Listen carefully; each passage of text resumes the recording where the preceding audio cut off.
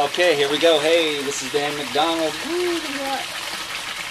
I am the Life Regenerator on YouTube, and I want to thank you and welcome you to today's episode of the Life Regenerator Show. We've been doing some good work. Is that right? Mm-hmm. We have been doing some good work. Just talking about health and stuff. Today's subject is, well, first of all, I'll tell you that I am in Truth or Consequences, New Mexico, enjoying a little dip in the hot springs to take a little rest and relaxation. So I thought I would just do a stream of consciousness on the importance of rest and relaxation, not only in the healing process, but maybe I'll particularly emphasize that, but also just to have a good life, which really, like the relaxation process, we believe stems from more of that self-love. And we find in our own experience, particularly, and that probably, since we do consider ourselves fairly astute human beings, at least in the process of waking up, we find that we could definitely use more self-love.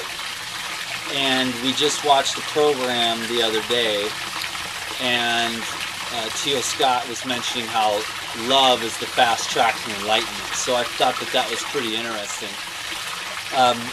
So taking time out, so many of us feel like we can't fit it in. But I've found in my own personal experience that the more rest and relaxation you get, the better your performance is during those times where you do need to be productive or on point. So really, like I said, I might emphasize rest and relaxation in the healing. One thing's for sure is that one of the many reasons why people get ill in the first place is because they are way too stressed out. Like, let's take digestive disorders, for example. Now I'm getting to the point where I used to eat for stress, and of course a lot of people still do that, but I have been developing more skills to where it's like, I just wait. If I'm stressed, like, because you know me, I'm on a mission to see what it's like to be super radiantly healthy, like I'm kind of almost fanatical in a certain way, right? You know me better than anybody, and it's quite a 24 hours, 365. So when I think of that in my own personal health, I've got to make sure that what I've learned from the Gospel of Peace, and it took me many years to put this into practice, and that is that in the Gospel of Peace, it says, do not eat when your spirit is vexed. And of course, for many years, I would eat when I was stressed. That was something that I learned as a child, and generally it's carbohydrates or sugar or processed sugar. But it's not always. Some people do go for the fat, and of course the protein is, probably the last on the list for that. A lot of people, they don't usually go for a steak for comfort food, but more so of the stimulation of the meat. But the potatoes and the rice and the carbohydrates, the bread, those are more where people tend to lean more for the stress. But when you eat while you're stressed, guess what's happening? You're just reabsorbing the energy of the stress when you eat. So you're having stress, and now you're eating out of stress. You're just totally reabsorbing energetically and cellularly that stress. And so if you ever wanted to get de-stressed, eating out of stress is not the way to do it, because you may get a temporary palliative effect while eating after you. Trust me, I know. You eat 4 baked potatoes or a stack of flapjacks with butter and syrup, pretty much any problem you have can be put off until tomorrow, okay? My heroine of food was pancakes with butter and syrup. And of course I would always have to wash that down with 6 or 8 eggs over easy. So what I'm trying to say is that at this point, as I get more advanced and more focused on my pursuit of the most high radiant health possible for a human being, is that I just wait. If I'm stressing out, or Sophia and I are, you know, having a little bit of a tiff or something like that, I'll just chill out. I'll go for a walk, do some breathing exercises, and just wait. And I'll put off the eating. And she eats, so you're still working on that, right? Oh yeah, I'm working on a lot of things. Well, aren't we all, babe? But I have a really good coach here, so I'm lucky. Well, I do the same thing, like we had a tip last night, and so she went out and had some food, you know, and I just stayed and I just waited. But that's okay. I'm just trying to set a good example, and then I do my best not to judge. In fact, I go out and get the food, the baked potato or whatever, the cooked soup or whatever it is that she wants, and I don't And think... that helps us get over our tip. Yeah, a little chocolate bar, maybe.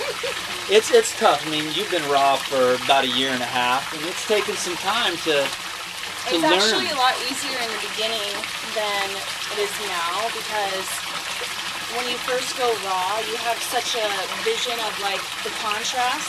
Like you go from eating one way to this amazing way. So you just feel yourself dumping all the toxins. You feel that shift. Like you feel the contrast. But then once you level off at that vibration, you have to start moving up again and getting better and better. So I found that I've actually, like we say, sometimes you have to take one step backwards, 2 steps forwards. 1 step backwards, 3 steps forwards. Because if you're too militant with yourself, you'll go really, really high and then really, really low and crash down. So Well, the snapback, if you're really like disciplined and you're not flowing, you'll have the 3 steps forward, 3 steps back, 3 steps forward, 3 steps back. So you do have to make mistakes along the way. Like, she has to get in the tiff, eat the cooked baked potato or whatever, or feel like crap afterwards. as part of the process. And then she said, I'm not going to do that again. So for me, I try to set the example for her or anybody else that, like, I just wait till we've like we talk, we work it out. Then I get my good, clean, clear energy vibe back. Then I eat the grapes, you know? And so that's real important for everyone to learn. If you want to learn, is just learn to, like, if you're in a bad vibe, develop another habit, like going for a walk, or just trying to, like, if you're having a tiff with your mate, just be like, hey honey, can we talk? I made a mistake, I responded too quickly, or I just had a bad day and I didn't mean to get angry with you about that, or I'm trying to do my best, sorry, or I'm having a lot on my mind with all the people on YouTube calling me names or whatever, boo-hoo. And then you try to work it out, and we did that last night. So Sophia is really, and honestly, one of the most forgiving people. I always thought that I really forgave people really fast because I've made a lot of mistakes. But she really forgives very, very rapidly, even more so than me. And I don't think there's anyone else that I've known that forgives as quickly as I do, except maybe like Lou Corona. You know, he's really has that ability to forgive. Well, I have a secret. Remember to speak up because of that. Oh, I'm telling him I have a secret. I've only been that way with him because he's really hard on himself. So we'll get in a tiff, and he is mad, but he's usually mad at himself and not me, or like 20% mad at me, 80% mad at himself. And then I see him suffering, and I'm like, I'm not mad anymore. It's okay. I expect very high standards for myself because I know I'm capable of it. Like eliminating the cursing or eliminating the anger or the frustration. Those things are in there, but I know that I can develop more patience and more courage and more understanding. And so I continue to cultivate those qualities and align myself with them. So, tangent, here we come back again. DTM style, baby. You know, you gotta love it. So if you can just wait, now I know you're not going to master this in one day, but this will at least plant some seeds in your head that the next time you get upset or you're in a bad vibe or you're stressed out or worried or anxious, and you go for those comfort foods, which usually aren't raw foods like watermelons, they're usually more comforty, cheesy, bready, salty, meaty, cooky, friedy, basted foods, just chill out a little bit and see how much you can space yourself out. Try to get calm again. Go to the person, say you're sorry, or whatever you got to do to get your vibe back into alignment with like inner peace, or at least much calmer. Like you don't have to get back to like the peace that passes understanding, but it's like, okay, I'm sorry, honey, let's just go out to dinner and I'll have a salad and you have your thing and it's cool. Then you can digest, because when you're in a state of adrenals, when you're in a state of epinephrine and cortisol being released from the adrenal glands, your digestive system shuts down.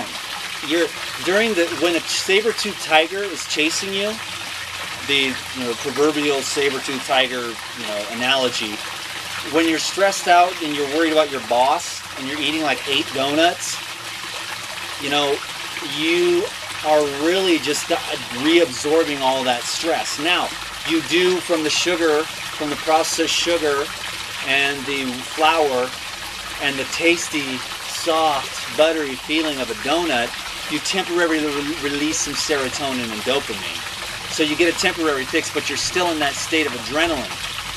And so your digestive system is really shut down. And you're not digesting that food well, if you want to call that food. It's medicine at this time, I understand. I mean, we all do it. But you're just reabsorbing that stress, and you're not, while you're in that state of fight or flight, your body's not interested in digestion. All the blood is in the extremities, in the muscles, and what happens is that part of the nervous system shuts down the digestion. So always make sure, to the best of your ability, that you're calm and you're peaceful during those times of eating. Because then what you do, in fact, my brothers, the Essenes, they would pray first, sing songs, get into a good vibe, then they would sit down and eat in absolute silence and just focus, and they would make food a meditation. That's why I'm not eating this watermelon right now, because when I click this camera off and this video connection with you is over, then I'll be able to focus on the watermelon. I'll go quiet, I won't talk to Sophia, I'll listen to the water, and I'll digest that watermelon the way I should, and I will also be absorbing that peace and that enjoyment. If you eat out of stress, you're not getting the enjoyment, and you eat and eat and eat and eat and eat and eat and eat, and then you want to go have another dessert, then you want another piece of meat, another pile of potatoes, some more of that steamed corn, more kung pao chicken with the sugar on it, and you don't get the satisfaction. If you're going to eat the kung pao chicken, at least go quiet. Silently sit with your food. Turn it into a prayer. That's how you stay 100% raw. I'm telling you, when you're eating out of stress and you're eating out of all this cacophony and craziness and everyone's yelling, that's why when I'm at the events and stuff, even at my own classes, I just don't eat. I might drink a little juice just to make it look like I'm involved in the process, but when it comes to the eating, I wait till the class is over. There's too much going on, too many questions. So I hope you understand what I'm saying here, that if you really want to succeed at a 100% raw diet, or just eat better, or get healthier, you're going to want to eat in a peaceful, calm state. Well, with no stress, chilling out. Can you dig it? Can I get an amen? This is DTM, Sophia, chilling. Thank you for your input today on the video. I enjoy having Sophia here with me, and I enjoy being here with you. I look forward to connecting with you soon. I've got a couple of great things coming up, so keep your eyes peeled. I never promise videos, but there's a likelihood I'll get a video with my boy T-Man. You know him as Tavis Bradley. On Thursday morning, we get just a window. He's going all the way from Vegas. I'm going all the way from Albuquerque to meet in the middle, just to hang out for a few hours, because that's how much brotherly love we got. Tavis is just the sweetest. He's my little Buddha. He says, you make me sound like a little Buddha. And I said, little Buddha, you're my little Buddha. So now I tease him, hey little Buddha, I got some questions for you. So he's just the sweetest, kindest man, and one of the most, and in the top 5 of the most successful raw vegans I've ever known. He eats greens and fat. Lou Corona's the other one, long-term successful raw vegan. He eats greens and fat, predominant. And then when we find good fruit, like this watermelon, we eat that. Like this is one of the best watermelons ever. Yeah. Should have got a couple of them. You never know till you're 300 miles away. Dag nabbit, but there's not enough room in the coolers. I got 2 coolers. Next time I'm rolling with 3 because 2's not enough for the big dog who's juicing, eating raw foods, and just being excited about life. I'm more passionate about raw foods and the potential of raw foods, detoxification, regeneration, which leads to illumination. This isn't like, oh, I want to eat raw foods and like run around a track or ride my bike or like be a better MMA fighter or do more jumping jacks or be a better at the yoga. All those things are awesome. But I'm talking about in this world, the impossibility of creating radiant health because of the conditions that mankind has created. The impossibility of it is what drives me on, because I know when there's a will, there's a way. And God and Mother Nature are still here in full effect. And I am as excited today about the potential of raw foods, and I swear to you, after 13 years today, I'm finally beginning to understand. And I have some great information coming, so stay tuned to DTM, the one and only life regenerator, dude. I am celebrating myself today because for many long times I forgot to do that, to celebrate my uniqueness, to celebrate my authenticity, baby. I'm a great orator once I get it right. Authenticity. I am as excited today as ever. Thank you. I appreciate you. Share this message on your Facebook page. Give this video a thumbs up. And leave a comment down below. I will be in contact with you. I've got some stuff coming that is going to change the raw vegan movement. Even I hate titles. It's more like just the truth of health. That's what we'll call this for the DTM style. The truth of health, right here on the Life Regenerator Show. How can we create health in a world that is so sick? And the lies are everywhere, the manipulations, the medical, the pharmaceutical, the chemtrails, the filthy air, our ignorance, our lack of understanding, our lack of compassion for one another and ourselves. If it ain't impossible, I'm not interested in it. Do you dig it? I thought you could. I'm out. Sweet video, babe. Perfection. They couldn't see me when I was right here. Right? Oh, it's still going. I don't think they could see you when you were right there. No, miss. It's still rolling. I gotta go, yo. Huh? Oh, yeah, you should. I'll show them the view now, I guess, since they're still rolling. Here's the view. That's the view for me. Oh, just keep your eyes closed. But this is the Rio Grande, believe it or not.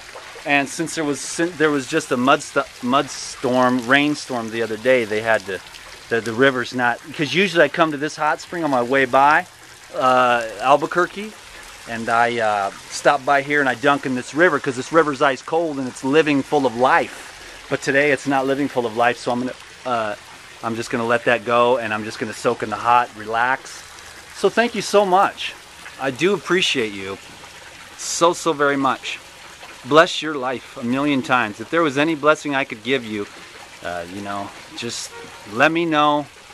And I send you all well wishes, as I wish all well upon myself and all those who are in contact with this video and this life. I love spending time with you. I hope you know that. Goodbye.